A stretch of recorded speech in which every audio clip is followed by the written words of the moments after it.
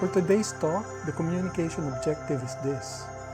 In 15 to 20 minutes, I hope to persuade you to adopt prayer as a way of life. Prayer as a way of life. Alam po natin na ito po ay parang unti-unting nawawala na in a materialistic, secular society. At lalo na po ngayon sa hirap ng buhay, marami po ay parating pagod, parating kulang ng panahon. Nakikita ko po yung mga minimum wage earners natin, alas 3 ng umaga, gising na, tapos maghahabulan sa sasakyan, makakauwi alas 10 ng gabi. Meron pa bang possibility of inserting prayer as a way of life? Pag ganyan ka-hectic, ganyan ka-busy ang ating mga buhay. Yung iba naman po ayaw magdasal dahil boring daw. Akala po nila prayer is entertainment. Kailangan papatawanin ka, kailangan masaya ka. So yan yung mga dapat nating i-clarify. Yung iba naman ayaw magdasal dahil hindi raw sila marunong how to pray. And that's a legitimate dilemma, no? So siguro dito in the course of the talk, baka mapag-usapan po natin yan, yung merong bang format sa prayer. Yung iba naman ayaw magdasal dahil ang layo daw ng simbahan. So ganun po ba yun pag nagdadasal ka sa simbahan lamang? So all these things, hopefully mapag-uusapan natin in the course of persuading you to adopt prayer as a way of life. Meron pong tatlong themes, tatlong subjects yung pag-uusapan ko dito. The first is prayer that builds relationships. Number 2, prayer as thanksgiving. And number 3, prayer tips. So ito po yung babalagkasin ko in the course of trying to persuade you to adopt the stewardship way of life marked by prayer. So umpisa po tayo dito sa prayer that builds relationship. Pero bago po yan, what is prayer? Ang pinaka gusto ko pong definition, itong ginagamit po ng maraming mga kaibigan natin sa SPI. Ang sabi nila, prayer is puso sa pusong ugnayan sa Diyos or connecting to the source. So pag ganun po tayo tumingin, puso sa pusong ugnayan, when we pray, we become like trees with roots connected to the deep soil na merong tubig. Pag ganun po tayo tumingin, para po tayong mga mountain streams connected to the headwaters. Pag puso sa pusong ugnayan tayo tumingin, para po tayong mga batteries na connected sa source of all power. So pag ganun po, pag connected tayo sa source, may puso sa puso tayong ugnayan sa Diyos, hindi tayo nalolobat, hindi tayo nalalanta, hindi tayo natutuyuan. So dun sa mga nagsasabi, ano ba yung proper form of prayer? Kailangan ba nakaluhod? Kailangan nasa simbahan? Etc. Parang mga minutiae na yun, mga small details. The essence really is yung having this connection with the Lord, with the Creator of the universe. Pag meron ka po nun, pwede kang naglalakad, pwede kang nakasakay sa LRT, pwede kang naglalaba, pwede kang namamalengke, and still be in that connection. So yun po yung mahalagang dapat, something that we should take away from this definition. Hindi po yung focus yung place or yung form. Ngayon po, pupunta na tayo dun sa first part na gusto kong pag-usapan. Yung attitude, what is the proper attitude to prayer? Meron po kasing dalawang competing mindsets at yun po yung gusto kong linawin. Ang prayer ba is a transaction? Parang bumibili ka sa palengke or nagne-negotiate ka ng sweldo mo sa employer mo? Or is it a relationship? So ito po yung slide na ginawa ko dito, prayer as transaction. May maliit na bata, nagdarasal, sabi niya, "Give us this day our daily bread with ham, cheese, french fries, at soft drinks na rin po." So, bakit siya transaction? So pag sinabi po nating prayer as transaction, ibig sabihin niyan, short term. Focus on what you will get from that relationship and does not keep in touch. Pag nakuha mo, okay na, ayos na, kalimutan na.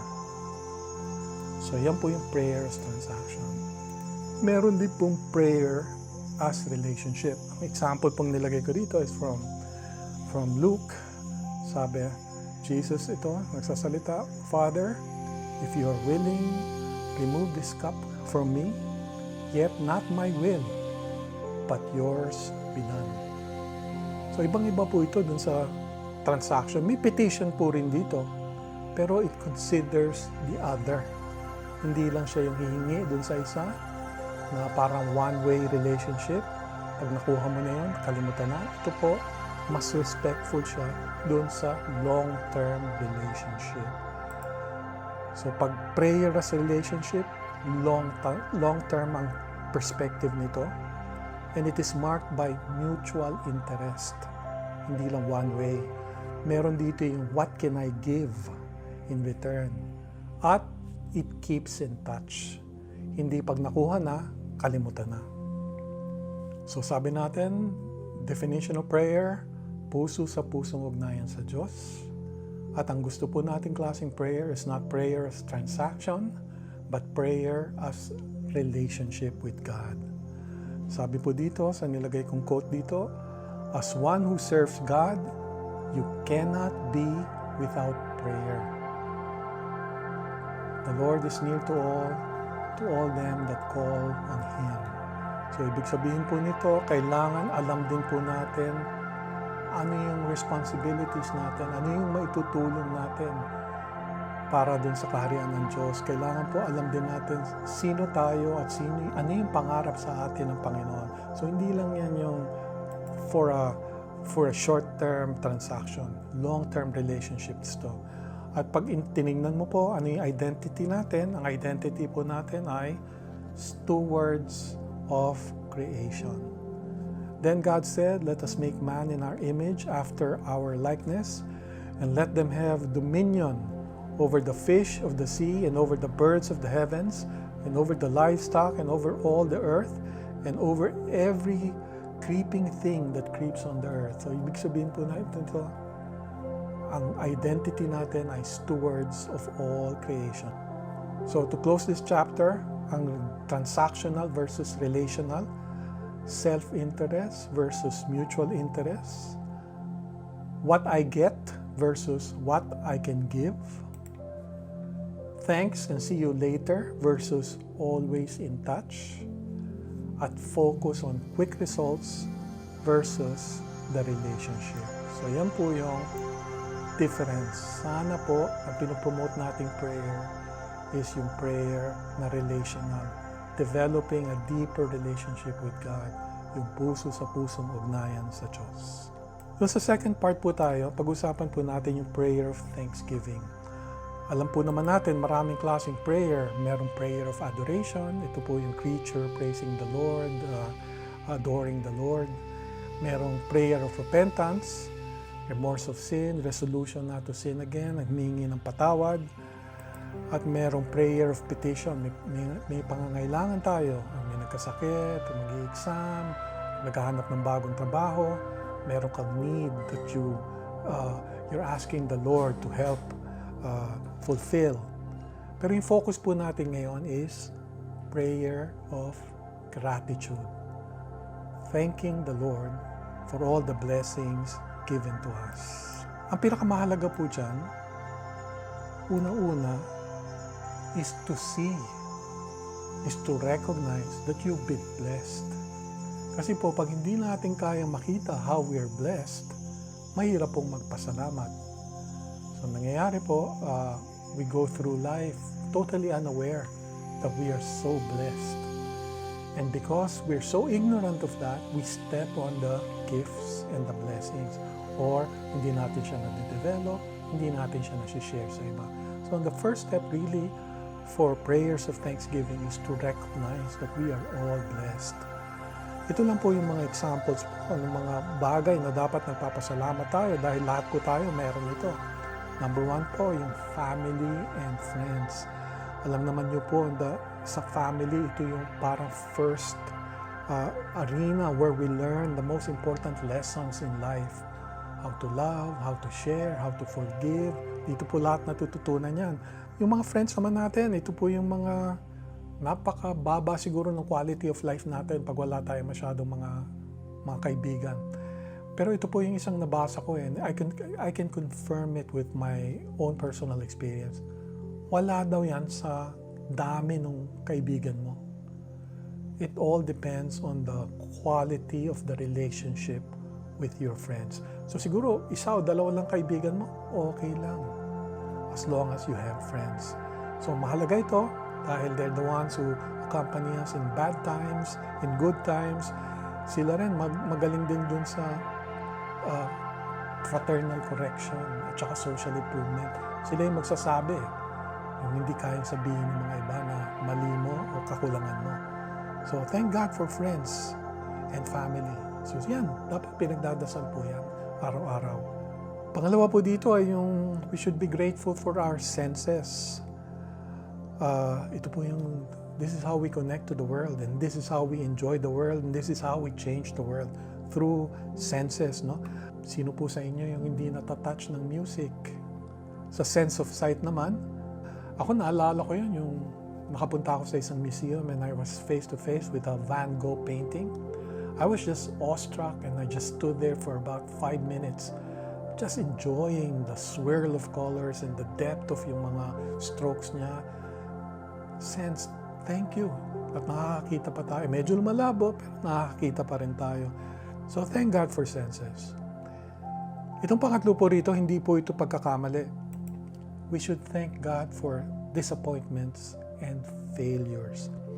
Alam nyo kasi po, itong disappointment and failures, they're very important. They teach you humility, unang-una. No? They teach you that you're human like everybody else. So matututo ka ng konting empathy dun sa mga nagkakamali at nawawala sa landas. Pero more than that, it teaches you resilience. How to bounce back. Pag natapa ka, nagkamali ka, how to pick yourself up. So through failure and disappointments, you learn how to make corrections, how to adjust, how to approach it from a different perspective, try new things, etc. So napakalaking gift po itong disappointments and failures. And we should thank God na binibigyan tayo ng mga ganito sa buhay natin. Ang next po dito, what are we grateful for? We should be grateful for the earth. Ang problema po ngayon kasi parang dati, yung mga traditional cultures, they treat earth as mother. Pag mother ang pagtrato mo sa earth, siyempre hindi mo ito binabaliwala. Maingat ka dun sa paggamit mo ng mga resources. Sustainable dapat yung use mo, etc. and so on and so on. Unfortunately, today, the earth has become like a commodity. Pag nakakita ka ng puno, anong tawag mo dyan? Ang unang iniisip is yung price per board feet rather than yung a creature of God. So napakahalaga that we pray for the earth. Technology, nako, ngayon, ito yung parang in the spotlight, di ba? Dahil dun sa e-learning, remote learning, remote conferencing. Thank God, meron tayong technology. Ito pong pang-apat dito, yung jobs, trabaho. Dapat po nagpapasalamat tayo kung may trabaho pa tayo ngayon. Kasi ang dami pong nawalan ng trabaho ngayong in the time of the pandemic, no? Alam niyo po yung trabaho provides you with more than yung livelihood. It provides you with freedom, with options in life. At yung huli po, the gift of laughter, the capacity to be able to smile amid amid the world falling around us because of the pandemic. Napakahalaga po nun. Sabi ko, the first step, recognize how you're blessed. And then, be thankful for all the blessings. Punta na po tayo dun sa last portion, which is prayer tips. Una ko pong tip sa inyo is make it a morning routine. Pagkagising na pagkagising, start the day with a prayer. So it sort of sets the tone for the rest of the day. Kahit nang busy-busy ka o matami kang asigasuhin, basta you start off with a prayer, parang kakalma na kagad. Itong number 2 na tip po, incorporate in everyday task. Ito yung talagang very useful sa akin. Ngayon po, parang nagsusulat ako, gumagawa ako ng isang libro about stewardship, and I find myself sitting on the desk for about 3 to 4 hours a day, dire-diretso yan. Ang ginawa ko po, every hour, meron akong timer, every hour, titigil ako, exercise, pray, rest my eyes, and so on and so forth. So naka-incorporate siya dun sa groove and happenings of the day. Kaya parang hindi mo mamimiss. Yung number 3 na tip, use prayer aids. Napakahalaga po niyan. Ano? In the olden days, ang ginagamit na prayer aid, yung candle, dahil nakaka-focus ng attention. Parang nawawala yung cares of the world at yung mga iba. Nakafocus ka lang dun sa flickering light. And also, the light is a symbol of God's love and God's justice. So, magandang aid po yun. Ano? Pero ngayon, napakarami na ng mga prayer aid natin. Marami, apps, di ba? Sa cellphone. Ako po, nag-download po ako niyan, yung sa Rosary. So, I just play it every night. Tapos, sasabay ka lang doon. And it accompanies you through the 5 decades. No? So, ang daming mga prayer aids. Use them. Ito pong next tip is pray with your family. Pag nagdadasal po kayo, parang bonding na po ito. Ang maganda po kasi sa prayer, parang it's an exercise in reducing yung ego at saka it maximizes yung humility. Yung pagbata ka kasi parang ang tingin mo, everything is about you and the world revolves around you. Pero with prayer, you begin to recognize that it's not all about you, that you're part of this web of life. Yung huli po is yung na tip ko ay yung display holy image in the house. May kaibigan po akong pare, binigyan ako ng Mary Help of Christian. Nilagay namin yun dun sa isang prominent place in the house. And every time you pass by, medyo mapapaalala ka magdasal ng konti, no? Kahit sandali lang. Pero it helps you develop this habit na maging yung gawin mong prayer as a way of life. So, yan lang po. I would like to end with this quotation. Sometimes, all it takes is one prayer to change everything. Thank you very much. Mabuhay po tayong lahat.